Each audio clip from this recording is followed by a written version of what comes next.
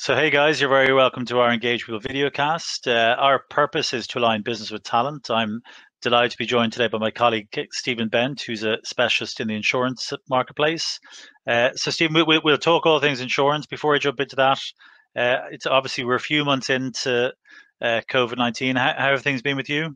Yeah, good. Everything's obviously took a while to adapt, but definitely enjoying, I suppose, working from home at the moment. It was difficult at the start, but could do it with a haircut is one thing. I'm waiting for the barbers to open up.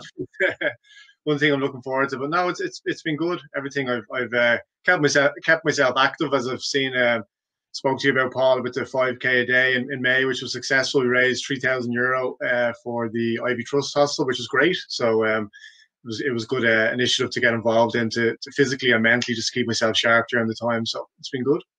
yeah, good man. So we'll briefly elaborate on that. So you ran 5 kilometers every day for was it 30 or 31 days? 31 days. Yeah, I picked a long month. Yeah, Unfortunately, it wasn't a February, but no, it was 155k, and there was three of us doing it, so it was 465 between in total with the three of us. So I think it was yeah. literally the length and breadth of the country. So a good experience. Tough.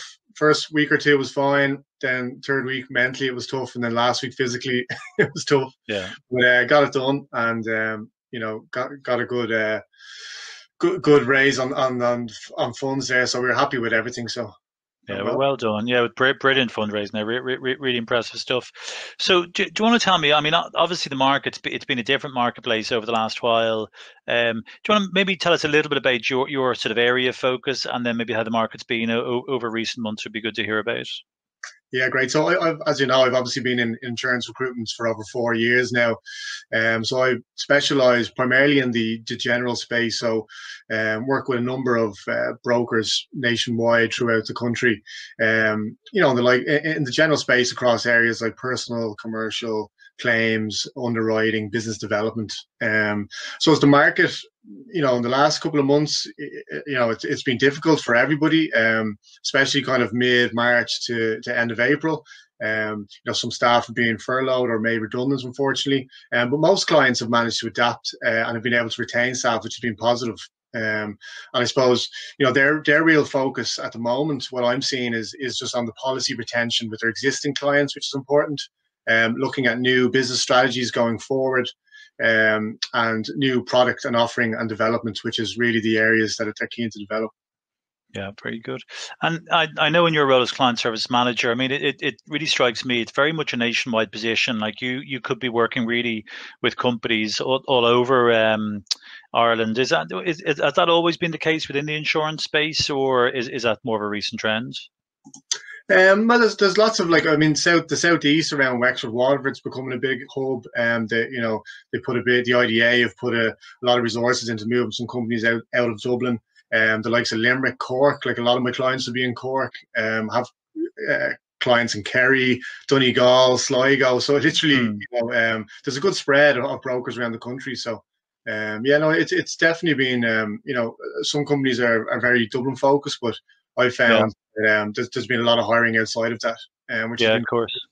Yeah, yeah. I mean, and obviously, you've always had the brokers serving the local, their local marketplace. Yeah, like you say, it just there's been some really interesting new hubs that have materialized. And the job numbers are certainly very impressive. And I mean, if you were looking, at maybe the skills and demand over the last two months or so, and you touched upon it there a few moments ago, but what are the trends now, maybe from an employer perspective, and then from the employee side, as to where the biggest demand is at the moment? Yeah, well, I suppose from like the key skills, what I always see in insurance is new business. So anything on the commercial side, as I touched on there, just with the companies looking at new strategies at the moment, anyone that can bring clients or book a business on, very valuable to a company. Um, Product development again, they're looking at bringing new product offerings into companies at present, and that's huge at the moment. CIP qualification is a huge key skill, so that would be one of the main criteria with the Insurance Institute offer. You can go along and do your exam. So clients will always look for that CIP qualification, and it's a very important trend at the moment. that's probably one of the main areas, I suppose. In Yeah. regards to top roles that that would be common in the market would be primarily commercial, so anything across underwriting, account executives, business development, and also claims is a big area that we're seeing a common growth in at the moment. Yeah. And how do you see the second half of the year then? It's obviously across each of the sectors we're involved in now. It would appear that there's been a mild improvement. I would say, obviously, January and February were very strong across each of the sectors: accounting, banking, insurance. March was obviously quieter. April very quiet. There's been a slight improvement since then. I think certainly the last 2 weeks there's been a good improvement in terms of the number of jobs. What are your expectations for the second half of this year in the insurance space? Yeah, well, I've already seen that change, Paul, as we discussed like recently.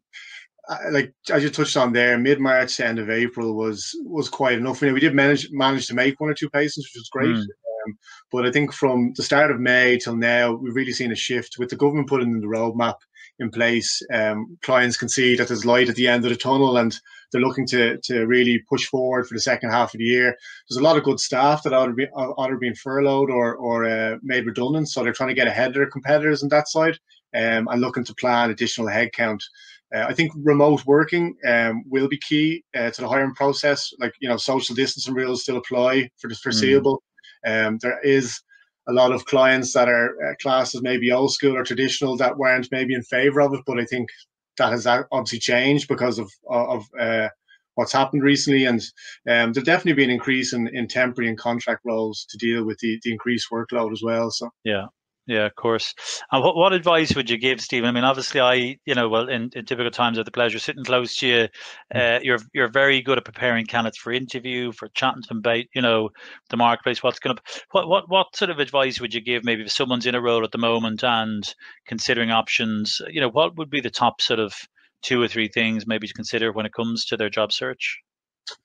Yeah, I think like what I see from clients definitely is if I put candidates forward, they'll always question their exams. So if somebody is in a role for say maybe a couple of years and they've only done one or two exams, I think most companies will pay for it now. So I think if you get through your exams as quickly as possible, that's definitely going to get you ahead of the pecking order for getting Yeah. selected for interview, because the exams are every January, May, September. You can get through them quite quickly, and again, your company will sponsor it. So I think it's a benefit to go and do them.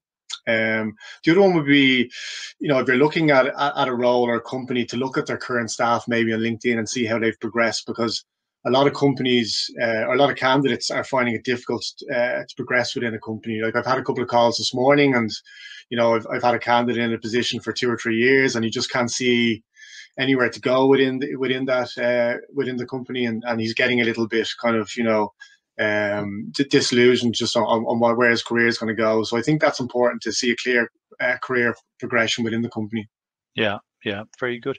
And tell me about the qualifications, because I know you have some interesting views in relation to that space. That in some situations the company will support, sponsor, facilitate, but in other cases they don't. But you would be a sort of a fan, or you would encourage people maybe to invest in themselves. Is that a fair summary?